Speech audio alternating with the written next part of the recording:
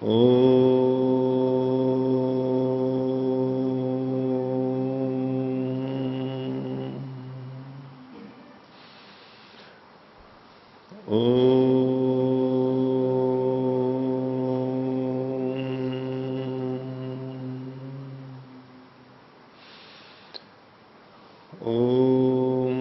सहनावतु सहनौ भुनक्तु सह वीर्यं करवावहै तेजस्विनावधीतमस्तु मा विद्विषावहै।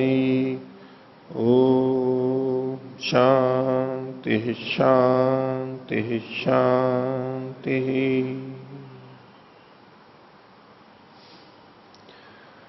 वैशेषिक दर्शन की 20वीं कक्षा। वैशेषिक दर्शन के प्रथम अध्याय के प्रथम आनिक को हमने पिछली कक्षा में पूर्ण किया था। आज द्वितीय आनिक चलेगा। पिछले पाठ में से किन्हीं को कुछ पूछना है तो पूछिए। हाँ आचार्य जी, सूत्र संख्या 25 में भाष्य में आया है, भाष्य की दूसरी पंक्ति, पृथक्त्व संयोग विभागाश्च तथा पृथक्त्वम संयोगो विभागाश्च गुणः सामान्यम कार्यम द्रव्याणाम भवति। अर्थात जो अनेक द्रव्यों से उत्पन्न होता है कुछ गुण, इनमें संयोग विभाग और पृथक्त्व को गिनाया गया है। क्या इसमें परत्व अपरत्व की गिनती नहीं हो सकती है? ले सकते हैं। परत्व अपरत्व गुण भी एक में तो देखा नहीं जाता है, किसी की अपेक्षा से देखा जाता है। पर इसको थोड़ा हम भेद ये कर सकते हैं कि परत्व अपरत्व इसमें अंतर है, ठीक है। इन्होंने क्यों नहीं पढ़ा, इसका एक कारण हम देख सकते हैं, विचार करने कि परत्व और अपरत्व यद्यपि अन्यों की अपेक्षा से होता है, लेकिन रहता एक ही द्रव्य में, अनेक द्रव्य में नहीं रहता है। इसको समझिए पृथक्त्व संयोग विभाग की अपेक्षा से। जब हम कहते हैं कि ये दो पृथक पृथक वस्तुएं हैं, रोटी पृथक है और सब्जी पृथक है, ये पृथक्त्व इस समय दोनों में विद्यमान है। पृथक्त्व दोनों में विद्यमान है, एक में नहीं कह सकते आप। जब हम कह रहे हैं ये इससे पृथक है, वो पृथक्त्व जो गुण है दोनों में विद्यमान है एक में। इसी तरह से जब हम संयोग करेंगे तो संयोग भी इस समय में दोनों में विद्यमान है, दो या दो से अधिक में होगा। इसी तरह जब हमने विभाग कर रखा है तो विभाग भी दो या दो में अधिक, एक साथ दो में देखा जाएगा, ठीक है। परत्व अपरत्व में यद्यपि परत्व अन्य की अपेक्षा से होगा, हम कहेंगे कि इनकी अपेक्षा से वो पर है, तो अभी पर कौन है? ये दोनों पर हैं या एक पर है?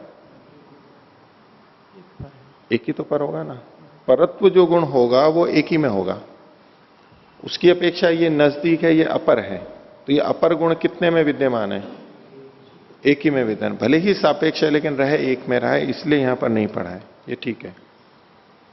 अपेक्षाकृत होते हुए भी रहता वो एक ही द्रव्य में है। और आचार्य जी, इसमें एक और संदेह होता है कि आचार्य आनंद प्रकाश जी वाली पुस्तक में फिर संख्या 35 पे बताया गया है कि संयोग विभाग या पृथक्त्व का समवायी कारण द्रव्य होते हैं। वैसे तो द्रव्य समवायी कारण ही होते हैं, परंतु पृथक्त्व या संयोग विभाग उनमें द्रव्यों में अन्वित नहीं होते।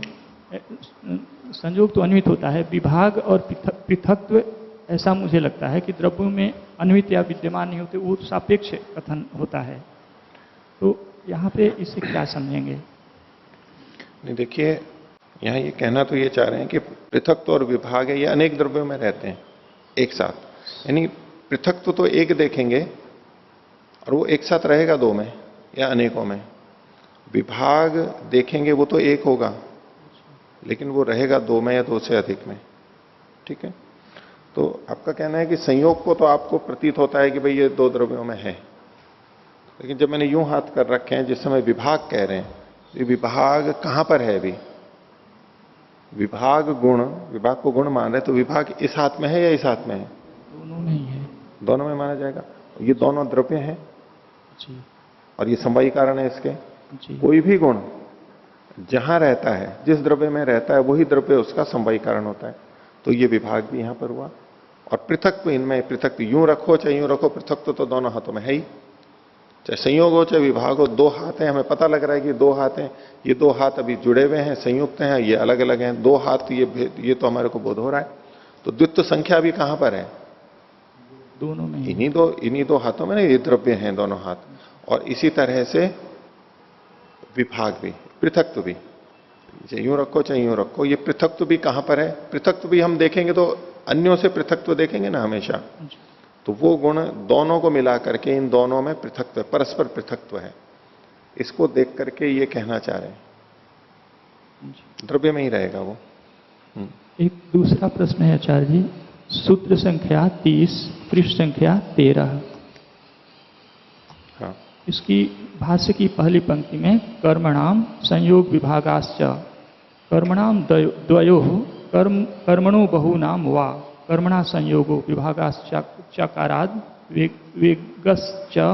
वेगस न गुण कर्म सामान्यम भवति।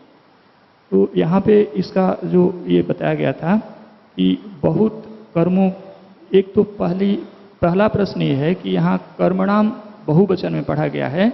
यहाँ से यहाँ जो भाष्य में आया है कर्मणाम द्वयो और कर्मणोर बहुनाम वा, तो ये द्विवचन यहाँ पे कर्मणाम से कैसे ग्रहण किया गया?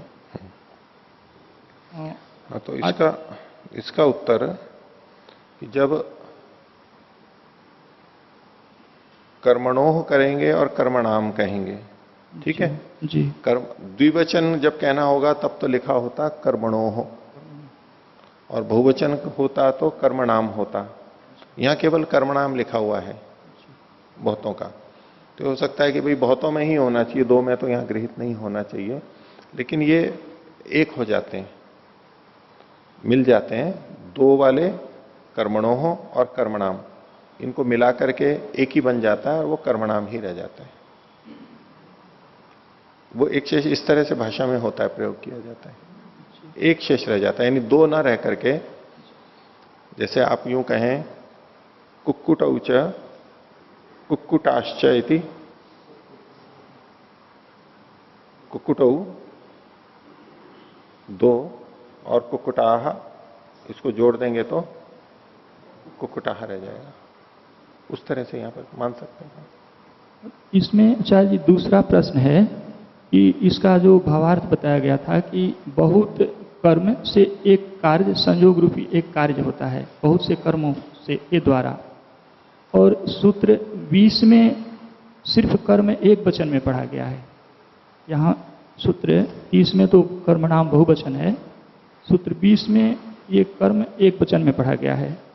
तो वहाँ क्या बहुत कर्मों से संयोग विभाग नहीं उत्पन्न होते? क्योंकि कर्म तो क्षणिक है, बहुत कर्मों के मिलने पर ही संयोग विभाग हो सकते हैं।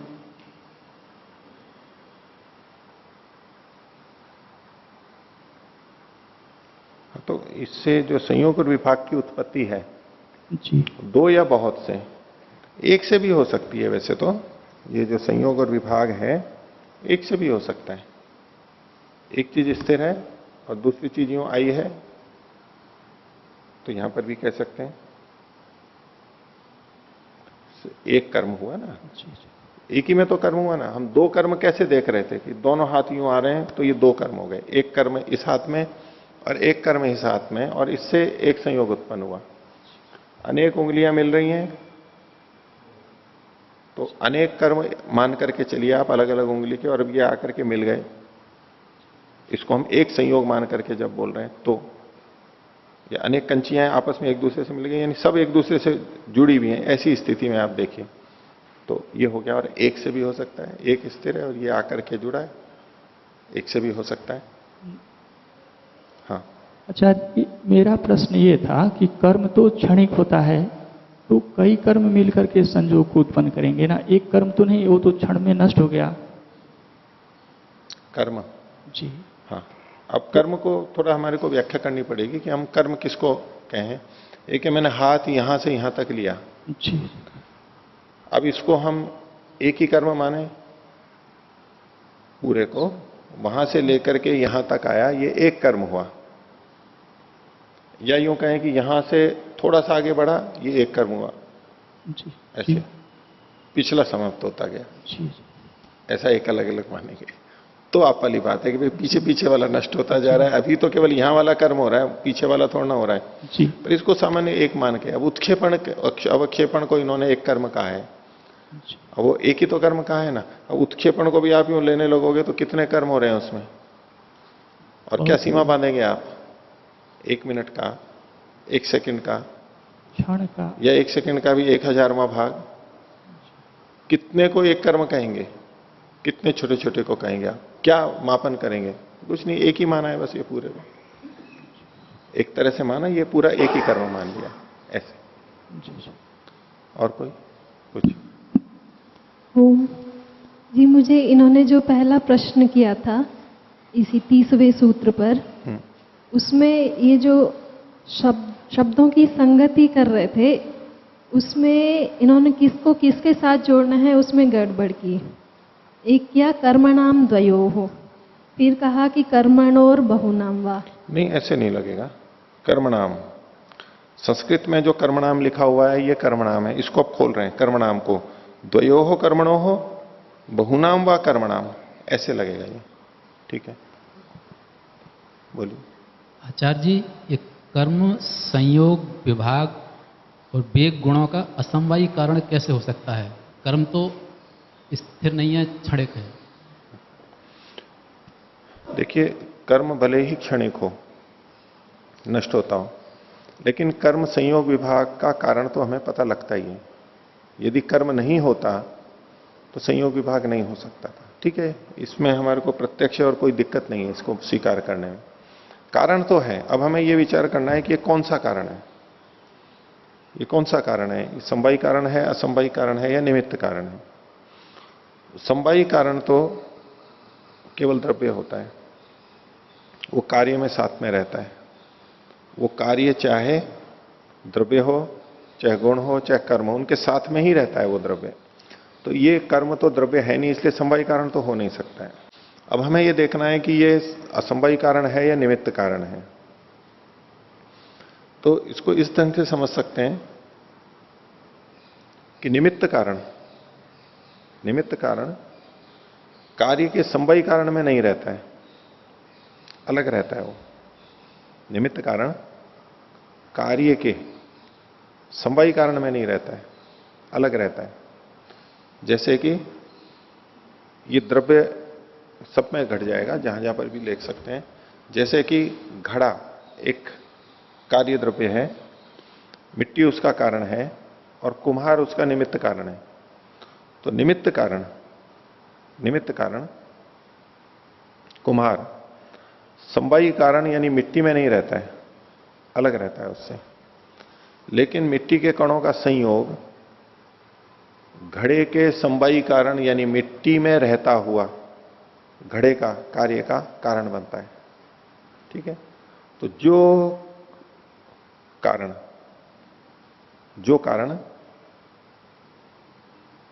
समवायी कारण में रहता हुआ,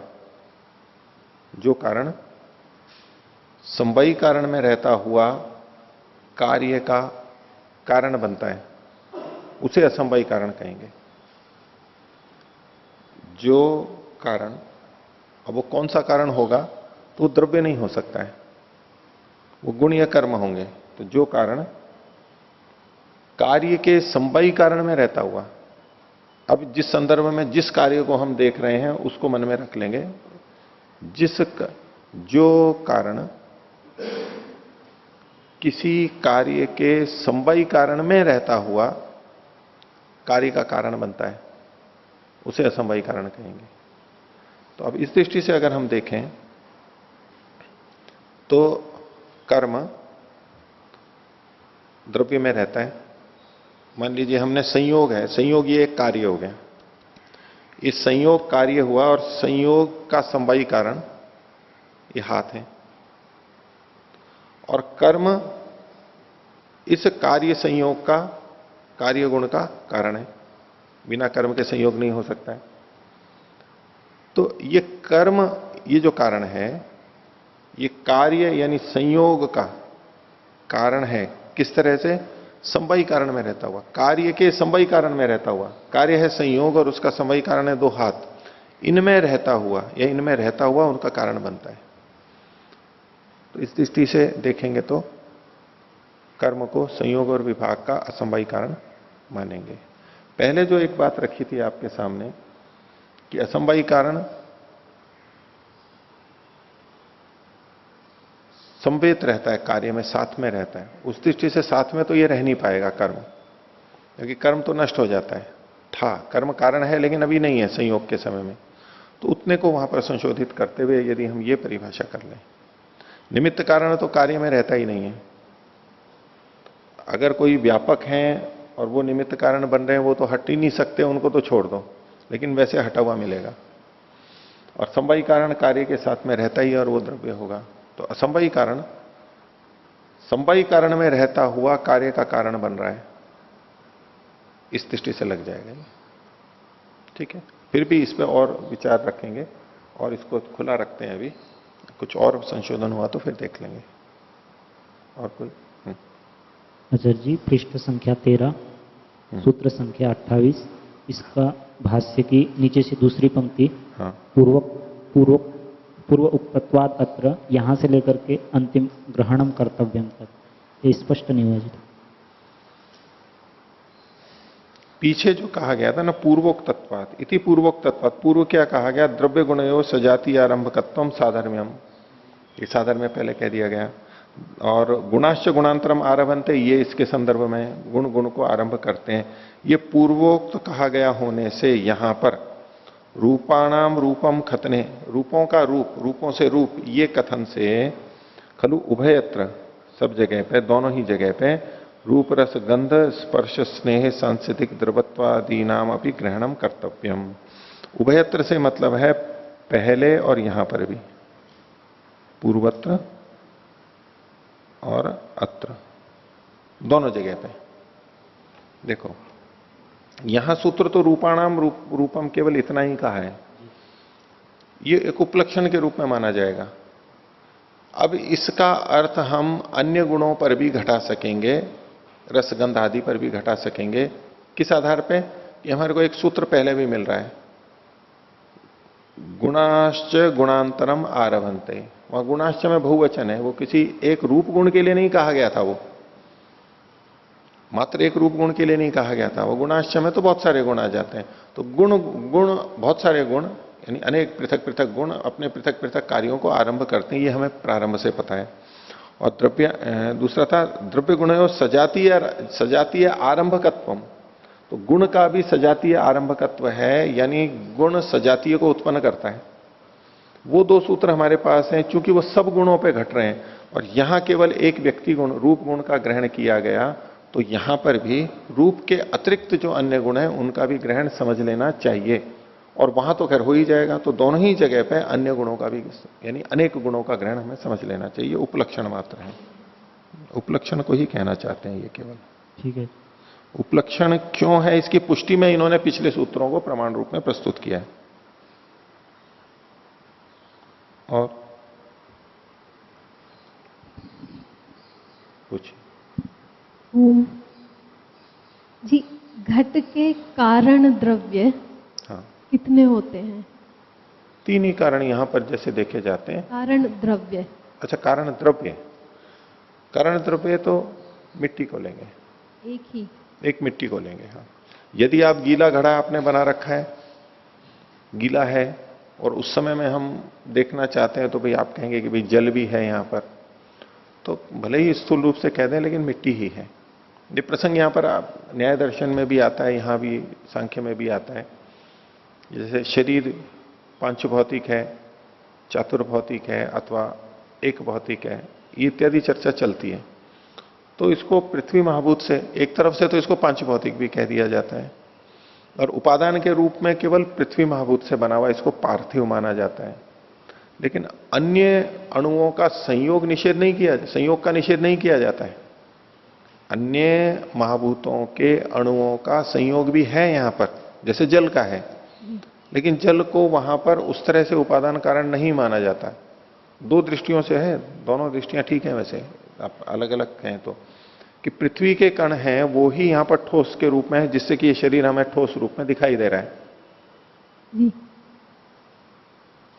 अब इसके अंदर जो जल है, इसके अंदर जो ताप है, अग्नि है, इसमें जो वायु है और इसमें जो आकाश है, वो साथ में है, उनके बिना ये शरीर नहीं बन सकता, ठीक है, लेकिन उसको उपादान कारण नहीं मानते हैं। वो कहते हैं पृथ्वी से ही बना है ये, मुख्य जो उपादान कारण है वो पृथ्वी है। तो एक पक्ष होता है कि वो केवल होगा, उस दृष्टि से आप घड़े में भी देखेंगे तो केवल मिट्टी रहेगी। लेकिन दूसरी दृष्टि से जब देखने लगेंगे कि भाई शरीर बिना जल के हो नहीं सकता है, इसमें तो 66% जल है, सामान्य कम नहीं है, आधे से ज्यादा जल तत्व है पानी शरीर के अंदर, जो आजकल बताते हैं 66 या 70% जितना भी कहें आपको, 2/3 कहें, इतना तो जल है, बाकी ठोस है। उस मात्रा की दृष्टि से देखने लगेंगे और उसके बिना ये शरीर भी नहीं रहेगा, तो उसको भी उपादान के रूप में देख सकते हैं। अब आप घड़े को, एक तो पका हुआ घड़ा होता है, सूखा घड़ा है, वो अंतिम घड़ा तो वही बनता है ना, अंतिम रूप तो वही कहलाएगा। उस स्थिति में कहेंगे तो अब पानी इसका, जल इसका उपादान कारण नहीं है। अब जो उसमें थोड़ा जलीय अंश है, मॉइस्चर है, वो एक अलग बात है, वो घड़े को उत्पन्न करने में कारण नहीं है, वो तो साथ में वहां पर प्रविष्ट हो जाता है वायु में, जैसी आर्द्रता होती है उसके अनुसार से, उसको अब यहां उपादान कारण नहीं मानेंगे। अब इस दृष्टि से मिट्टी ही उपादान कारण है, बस मिट्टी ही उपादान, द्रव्य कारण है, यानी आप कुम्हार आदि को, चाक आदि को निमित्त कारण के रूप में द्रव्य कारण मान सकते हैं, लेकिन उपादान कारण तो मिट्टी ही है। जी, तो उदयवीर जी 44वें पृष्ठ पर सूत्र संख्या 23 में इसकी व्याख्या में पहला अनुच्छेद की नीचे से चौथी पंक्ति, ये कहते हैं कि अंत में सूत्रकार का तात्पर्य है कार्य द्रव्य की उत्पत्ति में। एक मिनट रुकिए, पृष्ठ संख्या 44 जी, प्रथम अनुच्छेद 23वां सूत्र, अच्छा 23वां सूत्र, उसकी ठीक है, हाँ व्याख्या, हाँ ठीक है, मिल गया। हाँ, सूत्रकार का तात्पर्य है कार्य द्रव्य की उत्पत्ति में कारण द्रव्य कभी एक नहीं होता। हाँ, तो अब घट में हम नहीं, एक इसका मान रहे मतलब हैं। दूसरा है। अच्छा, इसका मतलब क्या है कि मिट्टी के एक कण से घड़ा नहीं बन सकता है, एक धागे से कोई वस्त्र नहीं बन सकता है,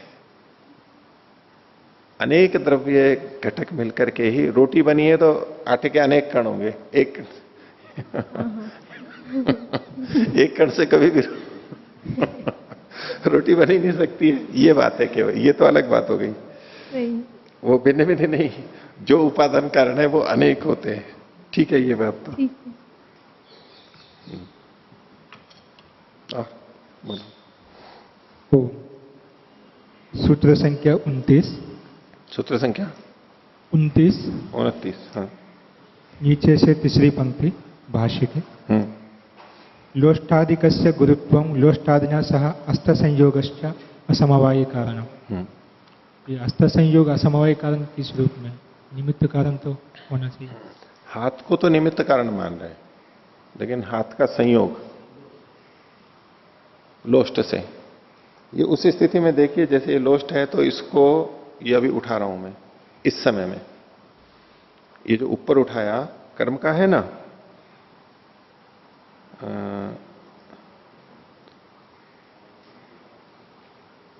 उत्क्षेपण का, हाँ तो ठीक है, ये उत्प्रेक्षण ठीक उदाहरण हो गया। ये जो ऊपर जा रहा है, अब इसमें ये इस कर्म का, उत्क्षेपण कर्म का समवायी कारण कौन है? यही वस्तु जिसको ऊपर ले जाया जा रहा है। हाथ को मत देखना, अभी हाथ को ऊपर नहीं ले जा रहा हूं मैं, ये इसको ही लोष्ट को ले रहे हैं, ये ऊपर गया, इसका समवायी कारण उत्क्षेपण का ये हो गया, ठीक है। अब इसका कारण ये संयोग भी है, हाथ भी कारण है, लेकिन हाथ कारण है तो हाथ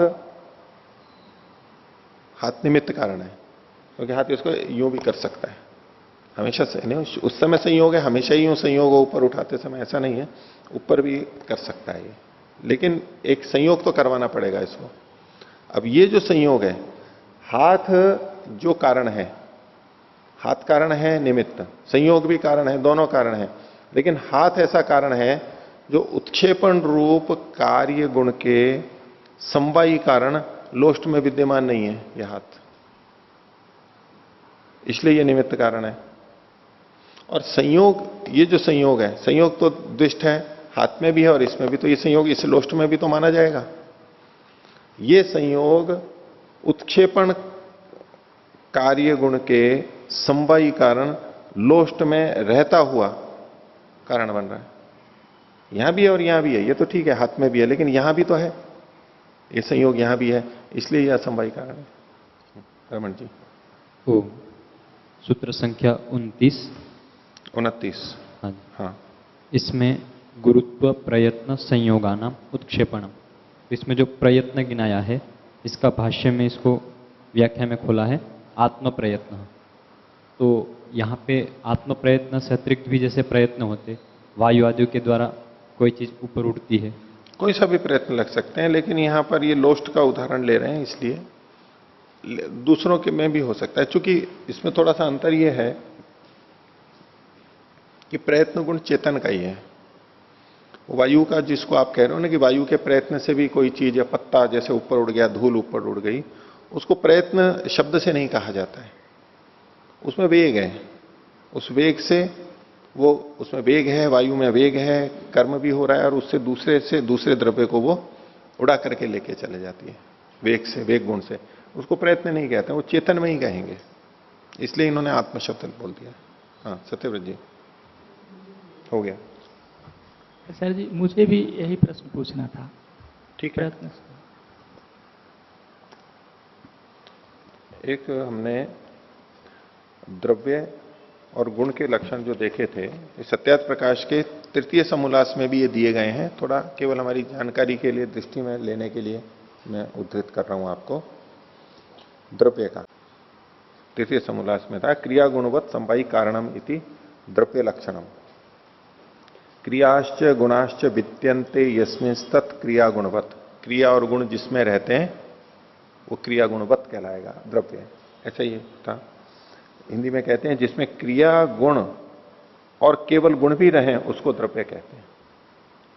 तो क्रिया गुणवत की दृष्टि से जो हम विचार कर रहे थे कि क्रिया और गुण दोनों हो तो हम उसको द्रव्य कहेंगे, तो एक क्रिया और गुण दोनों भी रह सकते हैं, अथवा केवल गुण भी हो तो भी द्रव्य कहा जा सकता है, इसने स्पष्ट कर दिया। और कैसे, उसके उदाहरण दे रहे हैं, उनमें से पृथ्वी, जल, तेज, वायु, मन और आत्मा, ये 6 द्रव्य। कुल कितने द्रव्य हैं? 9। उनमें से गिना दी ना, पृथ्वी, जल, तेज यानी अग्नि, वायु, मन और आत्मा, ये 6 द्रव्य क्रिया और गुण वाले हैं, इनमें क्रिया भी है और गुण भी है। और आकाश, काल और दिशा, ये 3 क्रिया रहित गुण वाले हैं।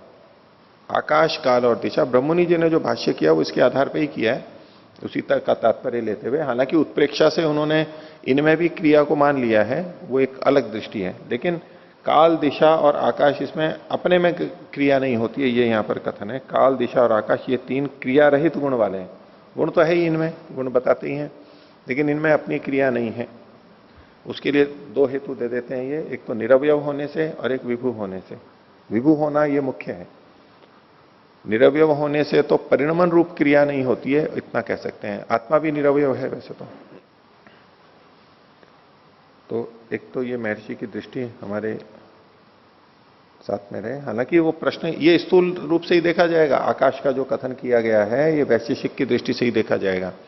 यदि आप सांख्य की दृष्टि से देखने लगेंगे तब तो आकाश की भी उत्पत्ति हुई है, आकाश भी एक कार्य द्रव्य है और वो सत्वर स्तंभ से बना है, और अहंकार से 5 तन्मात्राएं बनी हैं, उसमें शब्द तन्मात्रा बनी और शब्द तन्मात्रा से आकाश महाभूत बना है।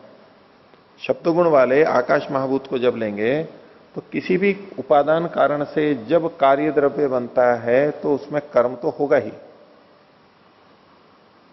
किसी भी उपादान कारण से जब कार्य द्रव्य उत्पन्न होगा तो उपादान कारण में क्रिया तो होगी ही, उसके बिना नहीं बन सकता है। या तो बाहर से क्रिया होती भी दिखेगी हमारे को, और नहीं तो अंदर ही अंदर क्रिया होगी। अब दूध से जो दही बनता है, हमने दूध को तो जम रख दिया स्थिर, अब उसमें हम कोई क्रिया थोड़ा ना कर रहे हैं, उसको हिला नहीं रहे, कुछ नहीं कर रहे। आटे से रोटी बना रहे हैं, उसमें तो हम उसमें कई क्रियाएं कर रहे हैं। पक रहा है, सब्जी है, दाल पक रही है, तो अग्नि है नीचे, उसमें क्रियाएं हो रही हैं, हमें दिख भी रही है कि भाई उबल रहा है, ये गति हो रही है अंदर। तो कुछ भी होगा, क्रिया तो जरूर होगी, क्रिया के बिना कार्य उत्पन्न नहीं होगा, कर्म कार्य द्रव्य उत्पन्न, कुछ भी कार्य उत्पन्न नहीं होगा। लेकिन जैसे दूध रखा हुआ है और हम कहते हैं कि दही जम गया, अब इसमें कोई क्रिया नहीं हुई, अंदर तो क्रिया हुई ही है उसमें। तो किसी भी उपादान से जब कोई कार्य द्रव्य बनता है तो क्रिया तो वहां पर होगी ही, बिना क्रिया के वहां पर कार्य उत्पत्ति नहीं हो सकती है उससे, उपादान कारण से। तो इस दृष्टि से जब हम देखेंगे कि आकाश महाभूत उत्पन्न हुआ है शब्द तन्मात्रा से, या तो पीछे करेंगे तो अहंकार से, सत्वर स्तंभ से, तो उनमें पीछे इसके उपादान कारण में क्रिया तो अवश्य हुई है। अगर उसमें क्रिया नहीं हुई होती तो शब्द तन्मात्रा से आकाश महाभूत नहीं बना होता, कुछ ना कुछ क्रिया होगी। उस दृष्टि से देखेंगे तो इसमें क्रिया है, लेकिन यहां जो क्रिया का निषेध किया गया वो वैशेषिक के स्तर पर जब हम बात करते हैं और आकाश को विभू मान लेते हैं, उस स्तर पर ही इसको समझना चाहिए। और शून्य आकाश में लेना चाहेंगे तो शून्य आकाश में तो शब्द गुण होता ही नहीं है, और वो तो अभावात्मक है, वो तो असत है, उसको तो द्रव्य मानेंगे ही नहीं, द्रव्य मान ही नहीं सकते हैं उसको, तो अभावात्मक जो है। ठीक है। दूसरा,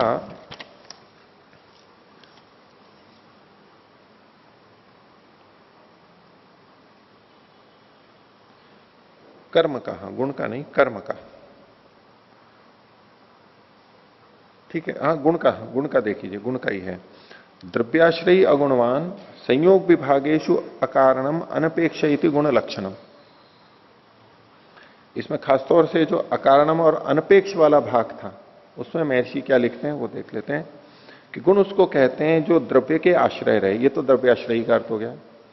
अन्य गुण का धारण न करे, स्वयं तो द्रव्य के आश्रित रहे लेकिन उसमें अन्य गुण का आश्रय ना हो, अन्य गुण का तो को धारण ना करता हो, ये हो गया अगुणवान का अर्थ। संयोग और विभाग में कारण ना हो, तो गुण संयोग और विभाग में कारण नहीं होता है। अब ये अलग बात है कि संयोगज संयोग और संयोगज विभाग जो होता है उस रूप में वो गुण का कारण होता है, लेकिन उसको एक हटा देंगे हम एक बार। यहां जो जिस ढंग से कथन किया है, कारण नहीं होता है मतलब साक्षात कारण नहीं होता है। ठीक है, तो संयोग और विभाग में कारण ना हो, और अनपेक्ष, इसको अलग किया महर्षि ने, अनपेक्ष अर्थात एक दूसरे की अपेक्षा ना करे, उसका नाम गुण है। अब एक दूसरे की अपेक्षा ना करे, ये किसके लिए कह रहे हैं? तो वाक्य रचना की दृष्टि से या संदर्भ की दृष्टि से तो हमें यह समझ में आता है कि जो गुण परस्पर एक दूसरे की अपेक्षा ना करें। अनपेक्ष का मतलब एक गुण दूसरे गुण की अपेक्षा नहीं कर रहा है, ये है अनपेक्ष। द्रव्याश्रयी अगुणवान संयोग विभागेशु अकारणम और अनपेक्ष। अनपेक्ष का मतलब हुआ एक दूसरे की अपेक्षा नहीं कर रहा है। यद्यपि कुछ चीजें अपेक्षा से रहती हैं, लेकिन वो गुण अपने आप में एक दूसरे की अपेक्षा नहीं करते। जैसे एकार्थ समवायी गुण होते हैं, एक ही वस्तु में रहते हुए सदा रहते हैं। जैसा कि ब्रह्ममुनि जी ने एक संदर्भ में क्या लिखा, स्पर्श और रूप गुण के लिए, कि जहां जहां रूप गुण होगा वहां स्पर्श भी होगा ही। ठीक है, ये होगा ही, लेकिन ये एक दूसरे की वैसी अपेक्षा नहीं कर रहे हैं। ये तो ठीक है, वहां पर रहता ही है, लेकिन वो निरपेक्ष रूप से रहते हैं। रस गुण अलग है, नहीं, रूप गुण अलग है और स्पर्श गुण अलग है। जहां स्पर्श हो रूप नहीं हो ऐसा तो हो जाएगा, लेकिन जहां रूप है वहां स्पर्श ना हो ऐसा नहीं होगा। ये जो उदयवीर ब्रह्ममुनि जी ने लिखा था, ऐसे में हमें यूं लगने लगेगा कि ये गुण एक दूसरे की अपेक्षा रख रहे हैं, ये गुण एक दूसरे की अपेक्षा रखें। लेकिन एक सामान्य रूप से यहां कहें कि एक दूसरे की अपेक्षा नहीं रखते, एक दूसरे की अपेक्षा नहीं रखते, तो रस है वो रूप की अपेक्षा नहीं रखता, रूप है वो रस की अपेक्षा नहीं रखता, रस है वो गंध की अपेक्षा नहीं रखती, गंध रस की अपेक्षा नहीं रखती। ऐसे ये स्थूल एक दूसरे से देखें। यद्यपि हम जो रस लेते हैं उसके लिए वैज्ञानिक जैसा प्रयोग करते हैं, उसमें कि हम जिसे रस कहते हैं वो गंध सहित होता है। यद्यपि हम गंध को अलग पहचानते हैं और रस को अलग भी पहचानते हैं, लेकिन एक साथ होता है। उसका एक कारण कि एक साथ होता है, इसलिए हम उससे जोड़ करके समझते हैं कि जब किसी को प्रतिशय हो जाता है, जुकाम हो जाता है, यानी तो नाक में सूजन आ जाती है, वो सुगंध को नहीं ले पाता है, तो वो भोजन का स्वाद उसको आएगा नहीं उतना, स्वादिष्ट नहीं लगेगा उसको भोजन। गंध यद्यपि अलग है, रस अलग है, लेकिन गंध रस के साथ में होते हुए रस को स्वाद को बढ़ा देती है। ऐसे ही उन्होंने कई प्रयोग किए कि कई चीजें हम अगर नाक को बंद कर दें और आंख को भी बंद कर दें। आंख को इसलिए कि जिस चीज को हमने पहले खाया है, हमें पता है कि ये क्या चीज है, तो देख करके ही वो हमारे को मस्तिष्क में ही वो स्मृति आकर के उससे जुड़ जाएगी, ये वो चीज है। तो उन्हें प्याज के टुकड़े खिलाए, आंख भी बंद कर दी और नाक भी बंद कर दिया। अब मुंह में प्याज के टुकड़े रखे, उनको कहा पहचानो क्या चीज है ये, खाओ उसको। तो प्याज की तो गंध बहुत तेज आती है, उससे एकदम पता लगता है, आंखों में जलन होती है और आंख से देख भी लेते हैं, तो वो पहचान नहीं पाते हैं कि ये प्याज है। उनको लगेगा ये किसी चीज का, सेब का या किसी का कतरा है, उसी जैसे किसी कोई चीज हो, बोले उसका कतरा है, टुकड़ा है, पहचान नहीं पाते। यानी हम इन तीनों को मिलाकर के चूंकि देखते रहते हैं, तो वही हमारी आदत होती है। लेकिन यहां तात्पर्य से यद्यपि कुछ लिखा नहीं है यहां पर, ये एक दूसरे की अपेक्षा ना करें, लेकिन फिर भी इसके अंदर विचारने की बात है कि जैसे हम संख्या गुण लेते हैं, संख्या गुण, यदि दो वस्तुओं में पृथकत्व ना हो तो हम संख्या गिन सकते हैं क्या?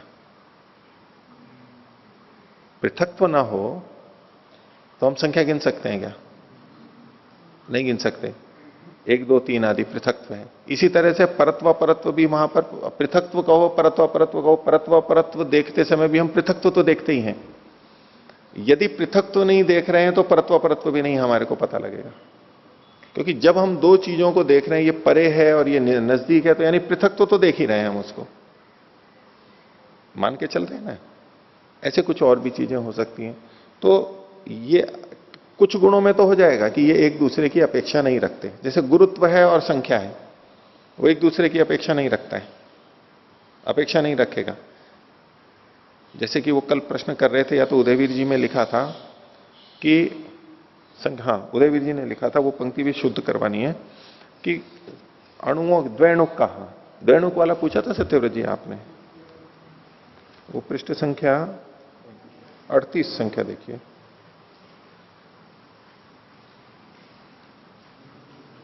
तथा गुण में 46 पे भी होगा। अच्छा हाँ, 46 में कहा है,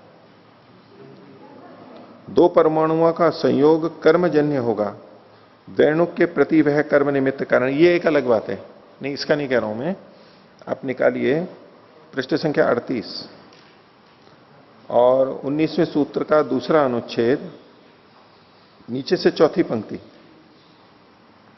नीचे से चौथी पंक्ति क्या लिखा है? 3 द्वैणुकों की, मिल गया, 3 द्वैणुकों की बहुत्व संख्या त्रसरेणुगत महत परिमाण की उत्पत्ति में असंभवी कारण होती है।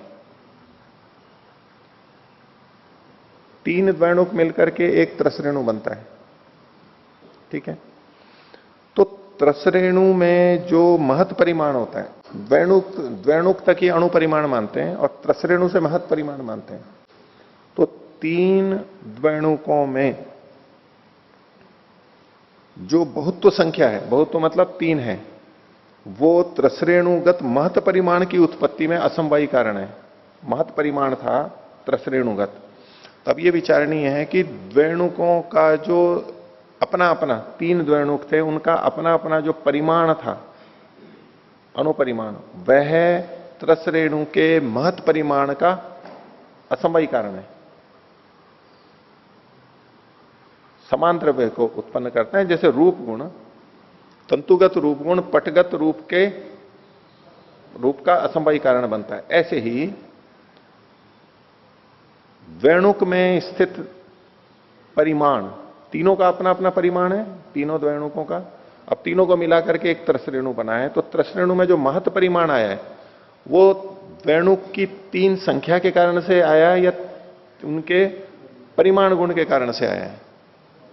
तो परिमाण गुण के कारण आया, वो इतना इतना परिमाण मिला करके हो गया, तो ये महत परिमाण हो गया। फिर इन्होंने किस तरह से लिखा है? 3 द्वैणुकों की बहुत्व संख्या। यद्यपि ये इन्होंने इनके लिखने का कारण दूसरा है, उस संकेत को लेते हुए लिख रहे हैं आगे जो महत परिमाण वाला आया तो वो अनेक द्रव्य वाला होना चाहिए, ये वहां बात लिखी हुई है।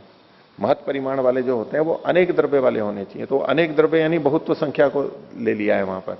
लेकिन उसके महत परिमाण का महत परिमाण तब होगा जब अनेक द्रव्य वाला होगा, ये सिद्धांत मान करके चल रहे हैं, आगे आएगा। उस कारण से इन्होंने कारण कार्य संबंध इसको जोड़ लिया है। लेकिन परिमाण का असमवायी कारण, समवायी कारण का परिमाण ही होगा। जैसे रूप का असमवायी कारण समवायी कारण का रूप गुण होगा, ऐसे ही यहां भी होगा। लेकिन ये मान लिया ये एक दूसरे की अपेक्षा रखते हुए कथन है ये। तो गुणों के विषय में जो महर्षि ने यहां पर लिखा है अनपेक्ष, तो अनपेक्ष एक दूसरे की अपेक्षा ना करें। तो हम कहीं किसी को अपेक्षा से गौण रूप से कह सकते हैं कि इसके कारण ये हो रहा है, लेकिन कुछ चीजें तो अपेक्षा से माननी ही होंगी। जैसे कि मैंने आपको बताया पृथक्त्व संख्या का, संख्या, परत्व, अपरत्व, ठीक है। और संयोग और विभाग भी, संयोग और विभाग भी हम अगर पृथक्त्व को नहीं समझ रहे हैं तो वहां पर संयोग विभाग भी नहीं कह सकते हम। ये एक दूसरे की अपेक्षा करते हुए हो रहे हैं, नहीं तो नहीं हो सकते। पर सामान्य रूप से बहुत जगह पे एक दूसरे की अपेक्षा नहीं भी रख सकते। फिर भी ये और विचारने की बात है, इसमें कुछ और भी समझ में आता है तो और संशोधित कर लेंगे। तो यहां तक हो गया, बोलिए। इसमें जो इनके आगे जो पंक्तियां दी है उदयवीर जी ने, कहां पर? वहीं पे 38वें पृष्ठ में, 38 पर, हाँ। जो भी पंक्तियां देख रहे थे उससे आगे, हाँ। तात्पर्य यह कि किसी भी गुण का असमवाय कारण केवल गुण होता है, चाहे वह समान जातीय गुण हो अथवा असमान जातीय। हाँ। तो ये असमान जातीय को भी मान रहे कि गुण का असमान जातीय होते हैं कारण, असमान जातीय होते हैं। जैसे कि विभाग होगा तो बहुत तो संख्या आएगी। एक सेब हमने ली, उसको एक देख रहे हैं, अभी संयोग है वहां पर, अब उसको हमने विभाग कर दिया, काट दिया, तो वहां पर टुकड़ों की दृष्टि से मान लो हमने 8 टुकड़े किए, उन 8 के भी हमने आधे आधे कर दिए, वहां पर 16 टुकड़े हो गए।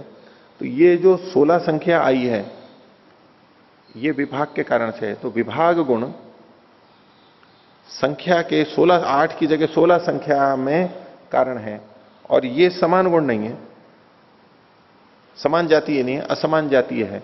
वहां तो ठीक है, लेकिन इस जगह पे द्वैणुकों की 3 संख्या, बहुत्व संख्या, त्रसरेणु के महत परिमाण यानी असमान जातीय गुणों का कारण बन रही है, ये कथन विचारणीय है। और जगह तो घट जाएगा, समान जातीय का भी कारण बनती है, असमान का भी कारण बनते हैं गुण, लेकिन ये उदाहरण वहां पर घटता है नहीं, ये विचारने की बात थी। तो आगे देखते हैं पाठ को।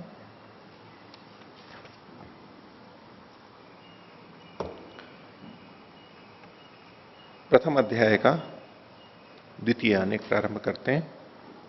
भाष्य की भूमिका देखिए, सूत्र में पहले सूत्र की भूमिका के रूप में लिखते हैं, पूर्वान्निकस्य अंतिमे भागे कारण सामान्यम कार्य सामान्यम च प्रदर्शितम। पहले आन्निक के अंतिम भाग में कारण सामान्य और कार्य सामान्य 2 बातें थी, इसके कई सूत्र आए थे। तदेतद उभय विधम सामान्यम कार्य कारणयो संबंधम अंतरेण न स्यात्। तो ये जो दोनों प्रकार का सामान्य है यानी समानता है, चाहे कारण की समानता चाहे कार्य की समानता, ये जो 2 प्रकार की समानता है ये कारण और कार्य के संबंध के बिना नहीं हो सकती है। यानी जहां ये सामान्यता देख रहे हैं तो वहां कारण और कार्य का तो संबंध देखना ही होगा। कोई कारण होगा तो कोई कार्य होगा, कोई कार्य होगा तो कोई कारण होगा, ये कारण कार्य का संबंध तो वहां पर होगा। स एष कार्य कारण संबंधो अत्र प्रथमम दर्शयति आचार्य। तो यहां पर कार्य कारण संबंध के बारे में कुछ बातें दो सूत्रों के अंदर बताई जा रही हैं। कारण कार्य संबंध इतना है, विज्ञान पूरा का पूरा कार्य कारण संबंध पे ही टिका हुआ है। कॉज और इफेक्ट, कॉज एंड इफेक्ट। ये कॉज था, ये कारण था, और इसका इफेक्ट यानी प्रभाव, कार्य क्या हुआ। सारा जितना भी अनुसंधान होता है वो कारण कार्य संबंध से, ऐसा हुआ तो ये हुआ, तो उसमें कारण कार्य संबंध देखते हैं। वो कारण कौन सा है ये एक अलग बात है, वो समवायी कारण है, असमवायी कारण है या निमित्त कारण है, कोई ना कोई कारण तो होगा। इन चीजों के, इन स्थितियों में, इस तापमान में, इन द्रव्यों के साथ इस मात्रा में जोड़ने से ये क्रिया होती है, ये द्रव्य बनता है, जो कुछ भी है। तो बहुत सारी परिस्थितियां उसमें कारण बन सकती हैं। अनेक गुण, भिन्न भिन्न गुण। तापमान अलग होगा तो वो चीज बनेगी, आवश्यक नहीं है, नहीं बनेगी। एक निश्चित स्थिति में होगी, निश्चित मात्रा में होगी, वो बहुत सारे तथ्य काम करेंगे, लेकिन कुछ ना कुछ कारण अवश्य होगा। कारण कार्य संबंध। और हम अध्यात्म के अंदर भी जो पुनर्जन्म और कर्मफल ये सब मानते हैं, वहां भी कारण कार्य संबंध जुड़ा हुआ है। जो हमने कर्म किए थे वो कारण है, जो फल मिल रहे हैं वो कार्य है।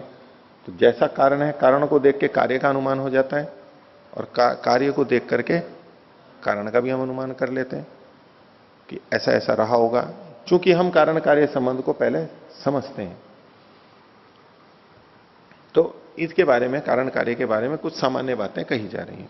तो पहला सूत्र है कारणाभावात कार्याभावः। कारण का अभाव होने पर कार्य का भी अभाव होता है। इसका मतलब है अभाव होने का मतलब, देखो एक अभाव का ये होता है कि पहले है और अब नष्ट हो गया तो हम कह रहे हैं कि अभाव हो गया। पहले है और अब नष्ट हो गया तो अब कहें कि अभाव हो गया। या अभाव का उस तरह अर्थ नहीं लेना कि बिल्कुल शून्य हो गया, यानी उस रूप में नहीं रहा वो। एक दूसरा अर्थ है कि कार्य बनने से पहले कारण नहीं है। अभी कार्य बनने से पहले जो कारण, उसके लिए जो कारण है वो कारण नहीं है, ऐसा कार्य का अभाव। इसको दो शब्दों में कह सकते हैं। अभाव के कई प्रकार माने जाते हैं दर्शनों के अंदर। तो जो मैं पहले बोल रहा था कि थी वस्तु और अब नष्ट हो गई, अभाव है, इसको कहते हैं प्रध्वंसा भाव। प्रध्वंस मतलब नष्ट हो गए, ध्वस्त हो गई वस्तु, है और नष्ट हो गई, अब जो अभाव है उसका, उसको कहते हैं प्रध्वंसा भाव। और कोई वस्तु अभी बनी ही नहीं है ही नहीं, इसलिए उसका अभाव है, इसको कहते हैं प्राग अभाव। प्राग अभाव, प्राग अभाव। एक है प्रध्वंसा भाव। अभी इस संदर्भ में ये दो ही लेते हैं, प्राग भाव और प्रध्वंसा भाव। और एक होता है अन्योन्या भाव। घोड़ा गाय नहीं है, गाय घोड़ा नहीं है, एक का दूसरे में अभाव है, अन्य का अन्य में अभाव है, इसको कहते हैं अन्योन्या भाव। और एक कहते हैं अत्यंता भाव, उसका कभी भाव ही नहीं हुआ, न था न होगा, वो चीज है ही, न थी न होगी, कभी भी नहीं होगी, बिल्कुल ही अभाव है। जैसे आकाश का पुष्प, आकाश में होता ही नहीं है। गधे का सींग, खरगोश का सींग, ऐसे जो न थी न हुई, ऐसी पूरा अभाव है। तो यहां जो दो तरह से कारण का अभाव होने से, इसको दोनों को अलग अलग ढंग से समझेंगे। यहां अभी जिस प्रथम दृष्टिया क्या कहा जा रहा है, यदि कारण नहीं है तो कार्य भी नहीं होगा। कारणाभावात कार्याभावात। कारण यदि नहीं होगा तो कार्य भी नहीं होगा।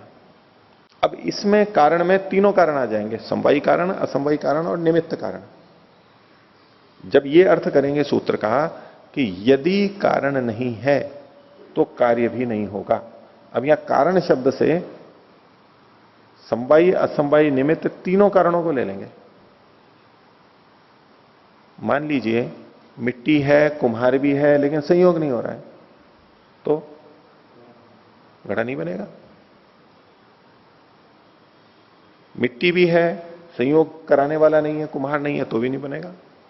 जो जो आवश्यक अनिवार्य कारण है, समवायी, असमवायी, निमित्त, उनमें से एक भी यदि नहीं होगा तो कार्य नहीं होगा। तो कारण का अभाव होगा तो कार्य नहीं हो पाएगा।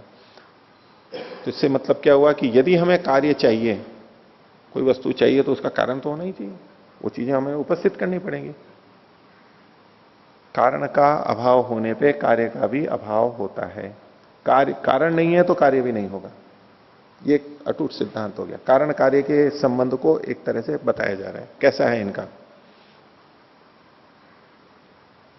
कारण के होने पर ही कार्य होगा, लेकिन इसका यह भी मतलब नहीं है कि एक कारण है तो कुछ सारे कारण होंगे, सब चीजें होंगी तो जाकर के होगा। सब चीजें जुड़नी चाहिए। और दूसरा जो अर्थ था कि जब कारण का अभाव हो जाएगा, अभी कार्य बन चुका है और कार्य बन चुका है और अब उसमें से कारण को हटा लिया जाए तो भी कार्य का अभाव हो जाएगा। जैसे घड़ा बना हुआ है और उसमें से यदि वहां से मिट्टी हट जाए तो घड़ा नहीं रहेगा। मिट्टी के कणों का संयोग है, वो हट जाए तो भी घड़ा नहीं रहेगा। कार्य है, कारण से कार्य बन चुका है और अब यदि उसका कारण नहीं रहेगा, कार्य का अभाव, कारण का अभाव होगा। ये प्रध्वंसा भाव की दृष्टि से कह रहा हूं। दूसरी, कारण का यदि अभाव होगा तो कार्य का भी अभाव हो जाएगा। लेकिन ये बात किन पे घटेगी? ये निमित्त कारणों पे नहीं घटेगी। कुम्हार घड़े का कारण है, अब कुम्हार नहीं भी है तो भी घड़े पे कोई असर नहीं पड़ रहा है। हाँ, उपादान कारण पे ये घटेगी। उपादान कारण नहीं है तो कार्य नहीं होगा, चाहे वो कार्य द्रव्य हो, चाहे कार्य गुण हो, चाहे कार्य कर्म हो, कुछ भी हो, तीनों पे घट जाएगी। असमवायी कारण के संदर्भ में कुछ जगह घटेगी, कुछ जगह नहीं घटेगी। द्रव्य यदि कार्य है तो संयोग जो असमवायी कारण है, वो संयोग जब तक बना रहेगा तभी तक कार्य रहेगा, नहीं तो समाप्त हो जाएगा। भले ही उपादान कारण वहां पड़ा हुआ हो, संयोग हट गया तो कार्य द्रव्य भी समाप्त हो जाएगा। लेकिन यदि कार्य गुण के बारे में बात करें, जैसे कि संयोग विभाग के कुछ गुणों में तो आवश्यक है ये असमवायी कारण भी। पट का रूप तभी तक रह सकता है जब तक तंतु में भी रूप हो। तंतु का रूप पट के रूप का असमवायी कारण है और वो जब तक है तभी तक रहेगा। यदि तंतु में ही रूप समाप्त हो गया या बदल गया तो उसका भी रूप बदल जाएगा या हट जाएगा, समाप्त हो जाएगा। यहां पर भी घट जाएगा, लेकिन सब गुणों में नहीं घटेगा। कर्म में नहीं घटेगा। कर्म में नहीं घटेगा कि कर्म संयोग का असमवायी कारण हमने माना, कर्म संयोग का असमवायी कारण है, लेकिन कर्म नष्ट हो जाता है तब भी संयोग बना हुआ रहता है। तो कारण का अभाव होने पर भी कार्य का यानी संयोग का अभाव नहीं हुआ है वहां पर, तो वहां भी नहीं घटेगा। तो इसलिए पहला वाला अर्थ इसका अच्छा है कि यदि कारण नहीं है तो कार्य भी नहीं होगा। और दूसरा अर्थ लेते हैं तो हमें थोड़ी सी व्याख्या करनी पड़ेगी कि यह बात कर्म पे तो लागू नहीं होगी, गुणों पे लागू हो जाएगी और द्रव्य पे पूरे लागू हो जाएगी। तो भाष्य देखिए इसका। कारण अभावात सर्वविधस्य कारणस्य, सब प्रकार के कारणों का, कौन कौन से? समवायी असमवायी निमित्तस्य अभावात, अभाव होने से यानी अविद्यमान होने से, प्राग भाव की बात कर रहे हैं, पहले से नहीं है। कार्याभाव, कार्य से अभाव कार्यम न निष्पद्यते, कार्य का अभाव होगा यानी कार्य उत्पन्न नहीं होगा, निष्पन्न नहीं होगा। अर्थात कार्य भाव कार्य निष्पत्ति कारण भावात भवति। तात्पर्य देने, कार्य का भाव यानी कार्य की निष्पत्ति यानी उत्पत्ति कारण के होने पर ही होती है। नान्यथा इति स्थिर नियम, उसके बिना नहीं हो सकती, यह स्थिर नियम है। एवं इसी प्रकार से अब इसको आध्यात्मिक दृष्टि से कह रहे हैं, दुखा भावो अपवर्गो भवतु। दुख का अभाव यानी अपवर्ग, मुक्ति कब होती है? दुख का अभाव या अपवर्ग मुक्ति, यह है कार्य। ये इसका कारण क्या है? ये कब होगी? तत्कारण से, उसका जो कारण है यानी दुख का जो कारण है वो कौन है? जन्मन है, जन्म का, जन्म उसका कारण है। अविवेक से, अविवेक भी उसका कारण है। मिथ्या ज्ञान से, मिथ्या ज्ञान उल्टा ज्ञान जो है वो भी इसका दुख का कारण है। वह अभावात इति उत्प्रेक्ष्यम। अब दुख का अभाव या अपवर्ग कब होगा? जब जन्म का अभाव होगा, जब अविवेक का अभाव होगा, जब मिथ्या ज्ञान का अभाव होगा, तभी अपवर्ग होगा, नहीं तो नहीं होगा। यानी जन्म के रहते, अविवेक के रहते, मिथ्या ज्ञान के रहते दुख रहेगा, अपवर्ग नहीं होगा। दुख का अभाव नहीं हो सकता है। ये कारण कार्य संबंध बताया। परंतु अब इसकी दूसरी बात कह रहे हैं, दूसरा सूत्र है, न तो कार्याभावात कारणाभाव, लेकिन कार्य का अभाव होने पर, कि कार्य नहीं बना है, इसका मतलब हम ले लें कि कारण का भी अभाव है, ये नहीं कह सकते। कारण का अभाव है तो कार्य का अभाव अवश्य होगा, हम ये कह सकते हैं। मिट्टी नहीं है तो घड़ा नहीं होगा, पक्का। लेकिन घड़ा नहीं है इसका यह मतलब नहीं है कि मिट्टी भी ना हो, मिट्टी तो फिर भी हो सकती है। तो कार्य के होने के लिए कारण का होना आवश्यक है, लेकिन कारण के होने के लिए कार्य का होना आवश्यक नहीं है। कारण कार्य के होने पे भी रह सकता है और बिना कार्य के भी रह सकता है। बस इसी बात को आगे कहा, न तो कार्याभावात कारणाभाव, न तो न खलु निश्चय ही कार्याभावात कार्य से अभावात, अभावात को खोल रहे हैं आगे, अविद्यमानात। इसमें ये दूर दूर लिखा हुआ है, इसको जोड़ लीजिए। कार्य के अभाव होने से यानी अविद्यमान होने से, अनुत्पादात उत्पन्न न होने से, कारणाभाव कार्य से अभावो अविद्यमानत्वम भवति, न भवति, न को आगे से ले लेंगे। कार्यम अंतरेण कारणम स्वरूपे अवतिष्ठते ही, कार्य के न होने पर भी कारण तो अपने स्वरूप में रहता है। उदाहरण दिया, बीजम कारणम यथा अंकुरात पूर्वम स्वरूपे अवतिष्ठते, जैसे बीज कारण है अंकुर का, तो जब अंकुर नहीं था तब भी बीज तो था। कार्यम खलु कारणम नातिक्रामति, कार्य तो कारण का अतिक्रमण नहीं करता, यानी बिना कारण के कार्य नहीं हो सकता है, किंतु कार्यम अतिक्रम्य कार्यम अनुत्पाद्यापि कारणम अवतिष्ठते, लेकिन कार्य का अतिक्रमण कारण कर सकता है, कि कारण कार्य के न होते हुए भी कारण विद्यमान है। कदाचित कार्याभावात कारणाभावो न मंतव्य है, और कभी भी कार्य का अभाव होने से कारण का भी अभाव है, ये निश्चय नहीं कर लेना चाहिए। कारण का अभाव हो भी सकता है, नहीं भी हो सकता है, दोनों बातें हैं। कार्यम तु समयम प्राप्य उत्पत्स्यते ही कारणात्, अगर कारण है कार्य नहीं है तो कभी ना कभी समय आने पर, उचित सब कारण मिलने पर कारण से कार्य बन ही जाएगा। एवं कदाचित सामयिक दुखा भावे, कभी हमारे को सामयिक रूप से दुख का अभाव हुआ, बड़े प्रसन्न है हम, दुख दिख ही नहीं रहा है, तो उसका यह मतलब नहीं है कि दुख कारणस्यापि सर्वथा अस्ति अभाव, दुख का जो कारण है वो नहीं हो, ऐसा नहीं हो सकता है, हो भी सकता है। इति न मंतव्यम न ही कृतार्थता सा, इतने मात्र से कृतार्थता नहीं है कि इस समय हमारे को कोई दुख नहीं है, यानी दुख का कारण भी नहीं है अंदर। नितांत दुखाभाव कृतार्थता, कृतार्थता क्या है, जब संपूर्ण दुख का नाश हो जाता है। सातु नितांत कारणाभावे नान्यथा, जब दुख के समस्त कारण समाप्त हो जाते हैं तब नितांत दुख का अभाव होगा, नहीं तो तात्कालिक रूप से कारण होते हुए भी दुख रूप में कार्य अभी हमारे को नहीं मिलता है, क्योंकि सारे कारण उपस्थित नहीं है, वो उद्भूत नहीं है। तो ये कार्य कारण के बारे में इन्होंने बताया।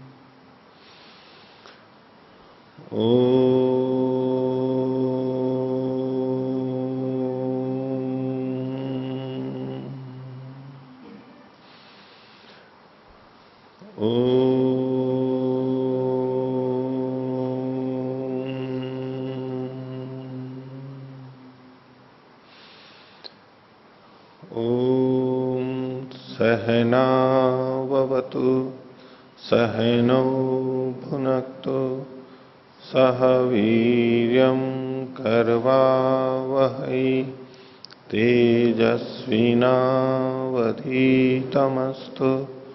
मा विद्विषावहै।